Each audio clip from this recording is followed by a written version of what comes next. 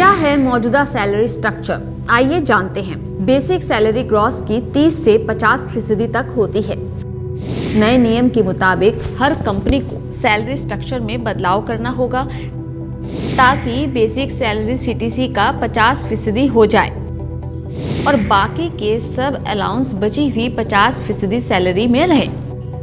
PF में बढ़ेगा दोनों का योगदान। नए नियम के तहत बेसिक सैलरी कुल सीटीसी की कम से कम 50% होगी। प्रोविडेंट फंड की गणना बेसिक सैलरी पर की जाती है। ऐसे में कर्मचारी का पीएफ कंट्रीब्यूशन बढ़ जाएगा। इसकी वजह से नियोक्ता का भी पीएफ में योगदान बढ़ेगा। हाथ में मिलने वाली सैलरी कम होगी।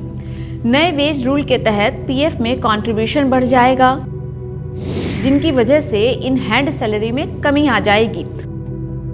हालांकि आपको रिटायरमेंट के बाद फायदा मिलेगा क्योंकि ग्रेच्युटी बढ़ जाएगी जो बेसिक सैलरी पर कैलकुलेट की जाती है। कंपनियों पर बढ़ेगा बोझ। अगर किसी कंपनी की बेसिक सैलरी कुल कंपनसेशन का 20 से 30% है तो उसका वेज बिल 6 से 10% तक बढ़ जाएगा। जिन कंपनियों में बेसिक सैलरी ग्रॉस का 40% है तो उनका वेज बिल 3 से 4% बढ़ेगा। ग्रेच्युटी देना होगा जरूरी। अगर बेसिक पे और ग्रॉस का रेशियो 30% के आसपास है और वेज कोड लागू होने के बाद इसे बढ़ाकर 60% किया जा सकता है। ऐसे में कंपनियों पर दोगुना बोझ पड़ सकता है। साथ ही फिक्स टर्म वाले कर्मचारियों की ग्रेच्युटी देनी होगी, चाहे वो 5 साल की नौकरी पूरा करे या नहीं। नए कोड से कर्मचारी हर साल के अंत में लीव एनकेशमेंट की सुविधा ले सकता है। 30% तक बढ़ जाएगा कंपनी का बिल। फिक्स टर्म वाले कर्मचारियों पर खर्च बढ़ जाएगा क्योंकि ग्रेच्युटी अनिवार्य हो जाएगी। हाई सैलरी और मिड सैलरी ग्रुप में कम बोझ पड़ेगा, लेकिन लोअर सैलरी रेंज ग्रुप में कंपनी का खर्च 25 से 30% बढ़ जाएगा। उन्होंने कहा कि इससे इस साल इंक्रीमेंट प्रभावित हो सकता है। 29 केंद्रीय लेबर कानूनों से बनाए हैं ये 4 कोड। सरकार ने 29 केंद्रीय लेबर कानूनों को मिलाकर 4 नए कोड बनाए हैं, जिनमें वेज और सोशल सिक्योरिटी के कोड भी शामिल हैं।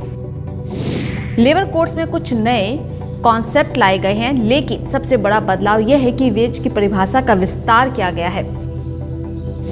उन्होंने कहा यह परिभाषा चारों लेबर कोड्स में एक ही तरह की है। इसका वर्कर्स और एम्प्लॉयर पर व्यापक असर होगा।